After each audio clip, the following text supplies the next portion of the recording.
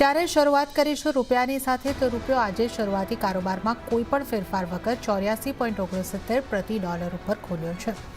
તો આપણે જે રીતે જોયું હતું કે ક્રેડિટ પોલિસીની અંદર સીઆરઆર રેટની અંદર ફેરફાર કરવામાં આવ્યો, કોઈ વ્યાજદરની અંદર કાપ નથી. પણ એના પહેલાં આપણે જે રીતે જોયું હતું, જ્યારે જીડીપી ગ્રોથના આંકડા આવ્યા હતા ત્યારબાદ રૂપિયાની અંદર મોટો ઘટાડો આવતો દેખાયો હતો અને ત્યારબાદ હવે આપણે રૂપિયાને અહીં આગળથી સ્થિર થતા જોઈ રહ્યા છીએ. જે રીતે નિષ્ણાતો સાથે આપણે અહીં આગળથી ચર્ચા કરી રહ્યા છે, રૂપિયો હવે અહીંયા સીમિત રેન્જમાં પણ નરમાશ તરફ જ દેખાઈ રહ્યો છે. તો આજે રૂપિયાની અંદર કારોબાર જે છે એ 84.69 ઉપર ખુલ્યો છે અને ત્યાંથી હજી વધારે થોડો નબળો થઈને 84.72ની ઉપર પહોંચતો દેખાઈ રહ્યો છે. અને તમામ નિષ્ણાતો સાથે જો દરરોજ આપણે ચર્ચા કરીએ છીએ, 85ના લેવલ સુધી પણ આપણને રૂપિયો પહોંચતો દેખાઈ શકે છે.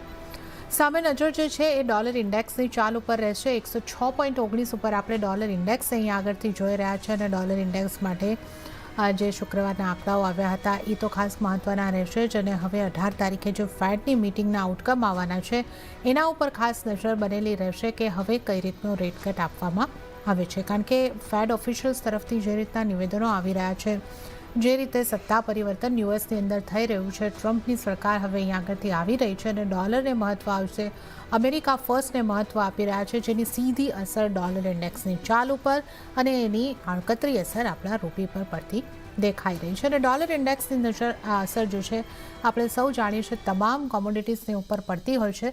સોનાની આપણે અહીં આગળથી ખાસ વાત કરી લઈશું કે કઈ રીતની ઇમ્પેક્ટ સોના ઉપર બનતી દેખાઈ રહી છે.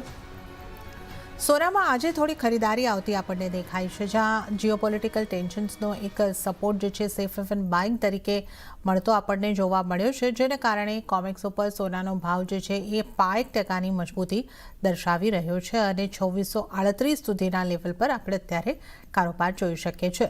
જો વાત આપણે એમસીએક્સ ઉપર સોનાની કરી લઈએ તો અહીંયા પણ એક પોઝિટિવિટી દેખાય છે 76,667 ઉપર. તો એક સીમિત રેન્જમાં ખરીદારી તરફનો મૂવ દેખાય રહ્યો છે અને સોના માટે ખાસ જે આપણે અહીં આગળથી વાત કરી કે સેફ હેવન બાઇંગ જે મળતું દેખાઈ રહ્યું છે, સિરિયામાં જે હાલાત વણસતા દેખાયા છે એની એક ઇમ્પેક્ટ જે છે એ અહીં આગળથી આવતી દેખાઈ રહી છે. જીઓપોલિટિકલ ટેન્શન્સ જે છે એ આપણને અહીં આગળથી એક સપોર્ટ કરતા દેખાઈ રહ્યા છે. પણ જે રીતે આપણે અગાઉ પણ ઉલ્લેખ કર્યો કે ફેડના આઉટકમ્સ પહેલાં અહીંયા આગળ સોનાની અંદર એક નાની રેન્જમાં જ કારોબાર રહી શકે એ રીતનું જરૂરથી આપણને અહીં આગળથી લાગી રહ્યું છે.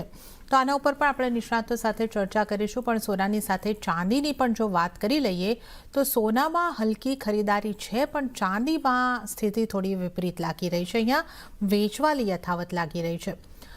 ચાંદીની ઉપર જ્યારે આપણે અહીં આગળથી નજર કરી રહ્યા છે તો કોમેક્સ ઉપર ચાંદીનો ભાવ ફરી ઘટતો દેખાયો છે, $31 નીચે આવતો દેખાઈ રહ્યો છે. 30.88 ઉપર આપણે અહીં આગળથી કારોબાર પહોંચતા જોઈ રહ્યા છે. અને એમસીએક્સ ઉપર ચાંદીની વાત કરીએ તો અહીંયા પણ 5%નો ઘટાડો આવ્યો છે અને 92,000ની આસપાસ આપણે અહીં આગળથી ચાંદીમાં કારોબાર જોઈ રહ્યા છે.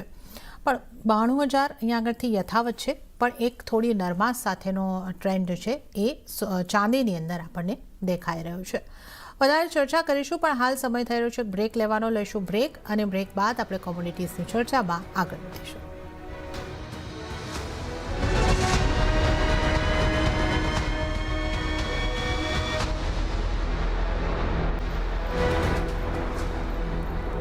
બ્રેક બાદ કોમોડિટી લાઈવમાં આપનું ફરી એક વખત સ્વાગત છે અને હવે કોમોડિટીઝ અંગે ચર્ચા કરવા આપણી સાથે ટ્રેડ બુલ સિક્યોરિટીઝના ભાવિક પટેલ જોડાઈ ગયા છે. ભાવિકજી, ગુડ મોર્નિંગ અને સ્વાગત છે આપનું CNBC બજાર પર.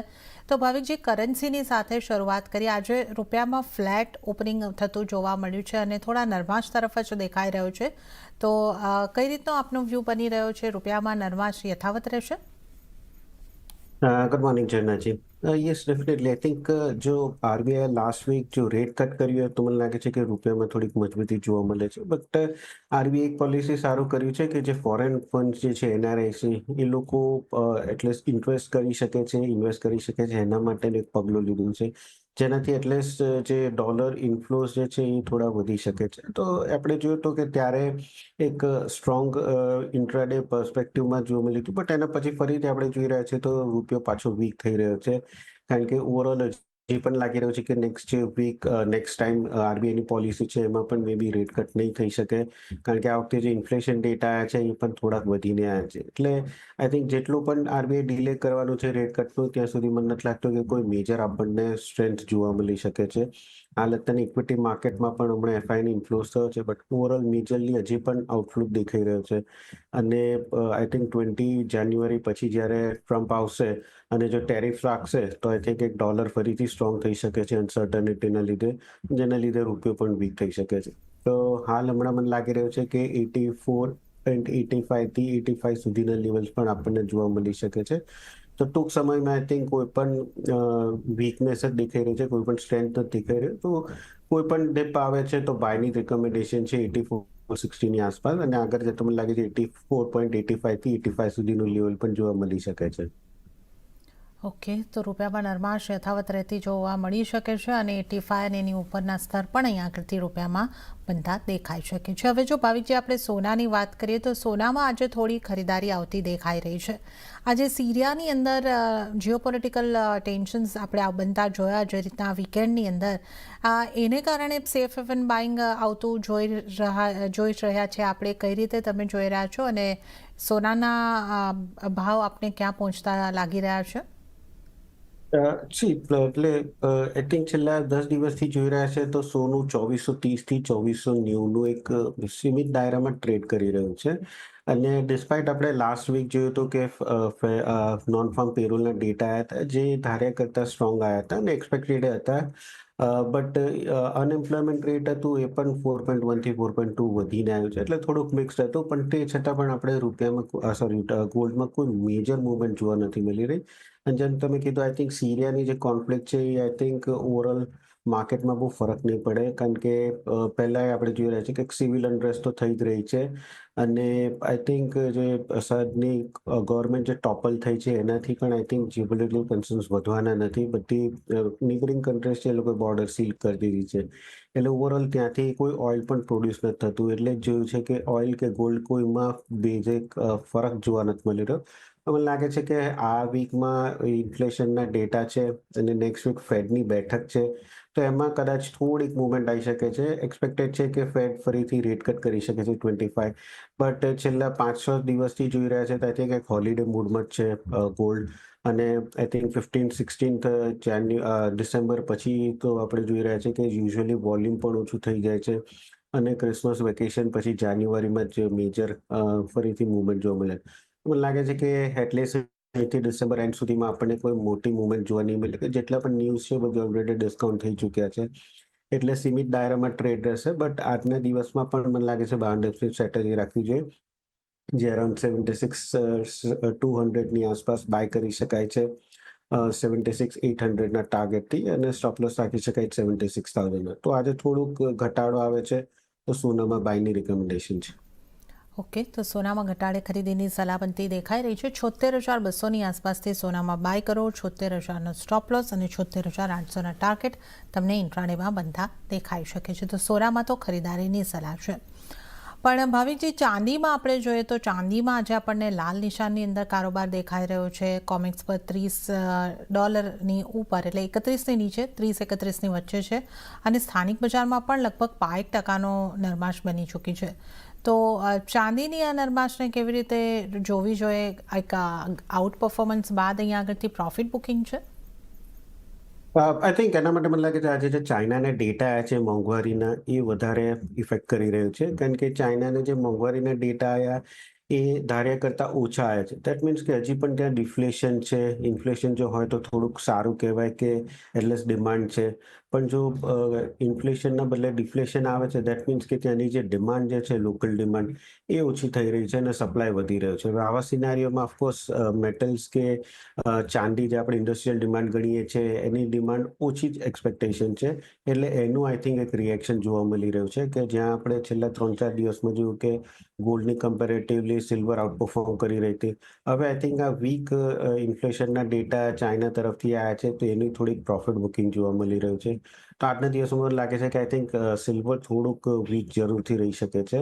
તો સિલ્વરમાં મારે સેલ ઓન રાઇઝની રણનીતિ રાખી શકાય છે, જ્યાં 92,500ની આસપાસ શોર્ટ કરી શકાય છે 91,500ના ટાર્ગેટથી. અને સ્ટોપ લોસ રાખી શકાય 93,000નો. તો ત્યાં સોનામાં મારા બાય ઓન ડિપ્સની સ્ટ્રેટેજી છે, ત્યાં ચાંદીમાં આઈ થિંક સેલ ઓન રાઇઝની સ્ટ્રેટેજી છે. ઓકે, તો ચાંદી માટે સેલ એન્ડ રાઇઝની સ્ટ્રેટેજી અહીં આગળથી તમારે અપનાવવાની છે. તો જે ચીનના વીક ઇન્ફ્લેશનના ડેટા આવ્યા છે, ડિફ્લેશન અહીં આગળથી દર્શાવવામાં આવી રહ્યું છે, એની એક ઇમ્પેક્ટ સીધી ચાંદી ઉપર પડતી દેખાઈ રહી છે. તો ચાંદીમાં સેલ એન્ડ રાઇઝની સ્ટ્રેટેજી 91,500 સુધીના ટાર્ગેટ બનતા દેખાઈ શકે છે. 93,000નો સ્ટોપ લોસ રાખીને ચાલો. તો ચાંદીમાં સેલ એન્ડ રાઇઝ. મેટલમાં શું કરવું જોઈએ? બેઝ મેટલ્સ ઉપર જો આપણે નજર કરી લઈએ તો સ્થાનિક બજારમાં બેઝ મેટલ્સમાં આજે પણ વેચવાલી યથાવત છે અને ચીનના જે ટ્રેડ ડેટા આવ્યા છે એને કારણે એલએમઈ પર કોપરની અંદર ફ્લેટ કારોબાર જોવા મળી રહ્યો છે. એમસીએક્સ ઉપર આપણે જોઈએ તો મોટાભાગની મેટલ્સમાં આપણને લાલ નિશાનમાં જ કારોબાર થતા દેખાઈ રહ્યો છે. અહીંયા પણ જે રીતે આપણે કહ્યું કે ચાઇના જે રીતે ડિફ્લેશન જેવી સ્થિતિ દર્શાવી રહ્યું છે એની ઇમ્પેક્ટ છે. ભાવિકજી, કઈ રીતે કોપર અને અન્ય મેટલ્સની અંદર આપની સલાહ રહેશે?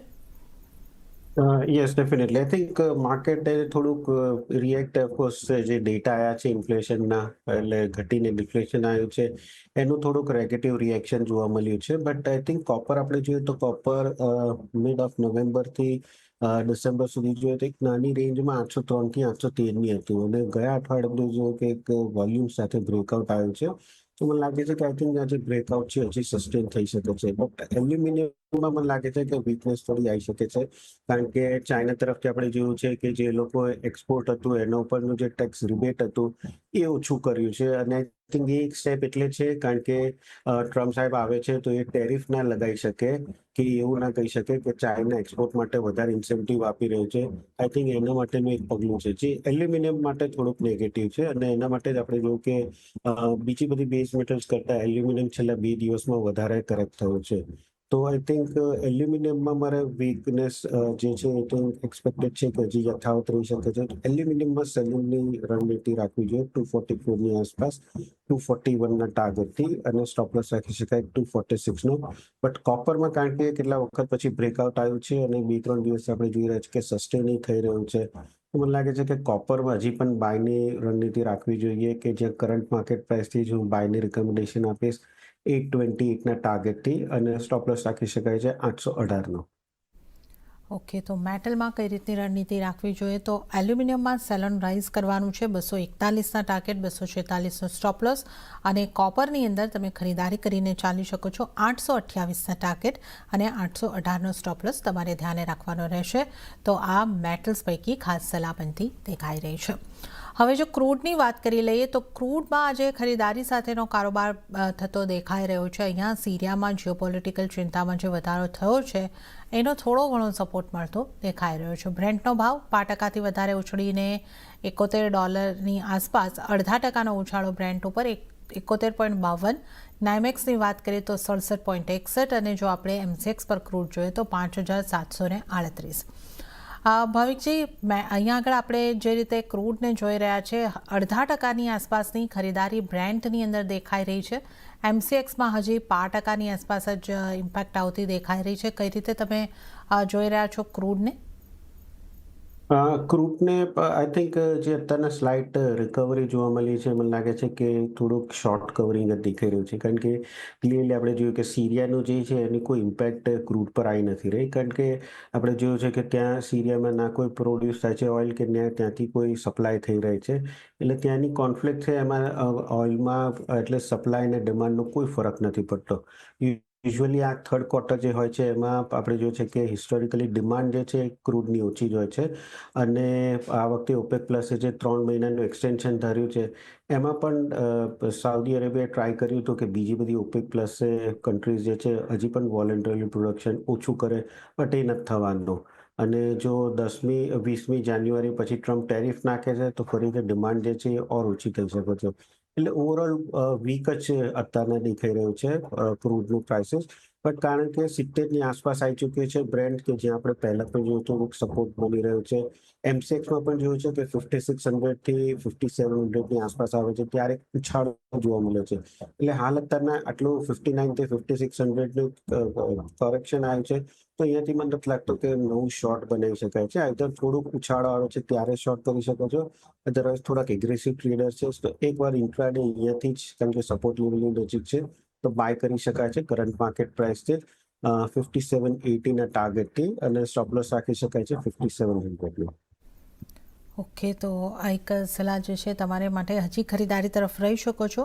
5780ના ટાર્ગેટ અને 5700નો સ્ટોપ લોસ રાખીને તમે અહીંયા આગળથી ચાલી શકો છો. તો આ સીરિયાની ઇમ્પેક્ટ જો છે એ વધારે ક્રૂડ ઉપર નથી દેખાઈ રહી. હવે જો વાત આપણે નેચરલ ગેસની કરી લઈએ તો સ્થાનિક બજારમાં નેચરલ ગેસમાં 4-4.5%ની શાનદાર તેજી આજે આપણને આવતી જોવા મળી છે.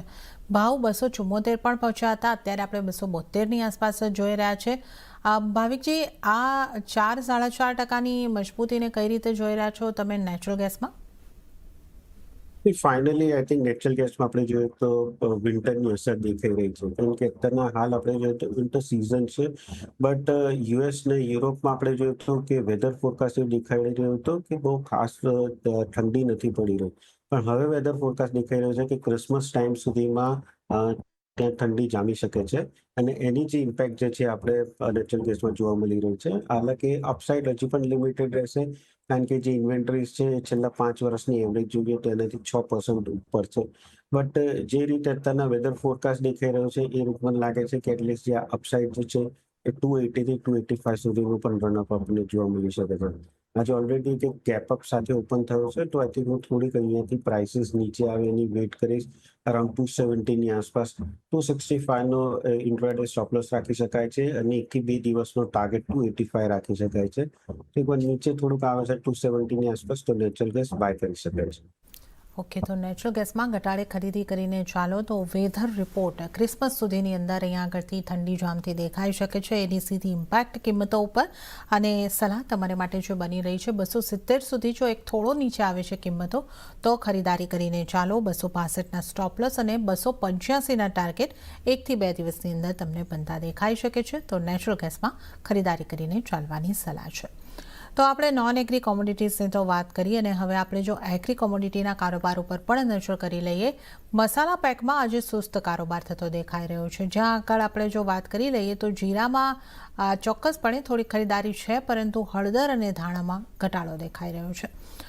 મસાલા પેકને કઈ રીતે જોવું જોઈએ ભાવિકજી? જે રીતે આપણે 1% જેવી મજબૂતી જીરાની અંદર તો જોઈ રહ્યા છે, પણ ધાણા અને હળદરમાં દબાણ તરફનો કારોબાર છે, અને હળદરમાં તો 1%થી વધારેનું દબાણ બન્યું છે.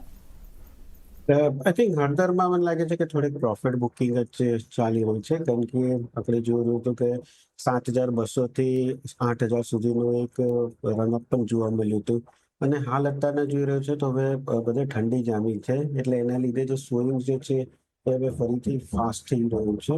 એટલે એક્સપેક્ટેડ છે કે મે બી જે સ્ટાર્ટ ઓફ ધ ડીલે હતો એ કોમ્પેન્સેટ થઈ શકે છે.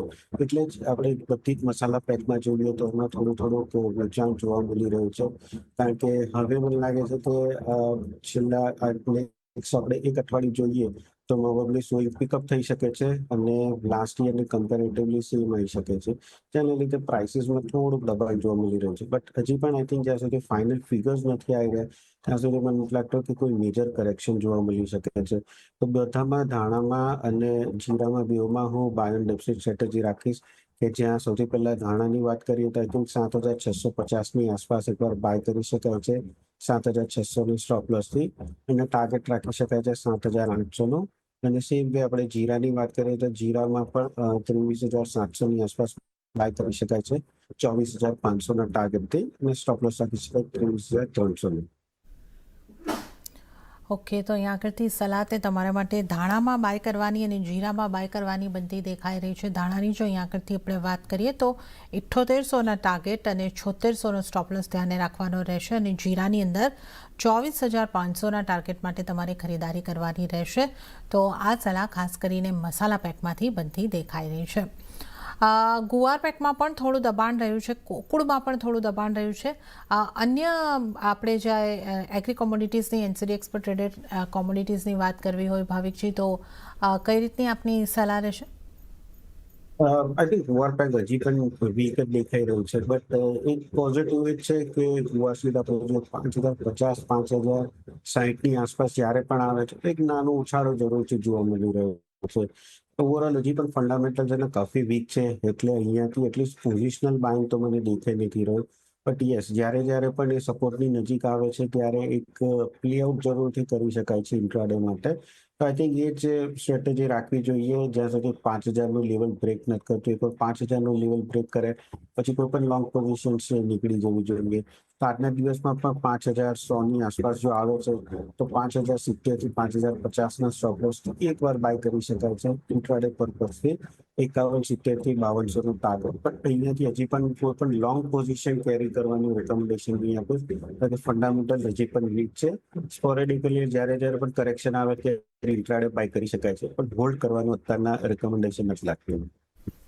ઓકે, તો કુવાર સેડમાં માત્ર ઘટાડો આવે છે તો ઇન્ટ્રાડેમાં જ તમે બાય કરીને ચાલો, હોલ્ડ કરવાની સલાહ અહીં આગળથી નથી બની રહી. તો આપણે અહીં આગળથી એગ્રી કોમોડિટીઝની પણ વાત કરીએ અને ભાવિકજી આપનો ખૂબ ખૂબ આભાર. આપ અમારી સાથે જોડાયા અને તમામ કોમોડિટીઝ અંગે અમારી સાથે ચર્ચા કરી. આપનો આભાર. અને આ સાથે જ કોમોડિટી લાઈવમાં પણ હાલ પૂરતું આટલું જ. હાલ મને પણ આપશો રજા, પણ આપ CNBC બજાર સાથે જોડાયેલા રહો.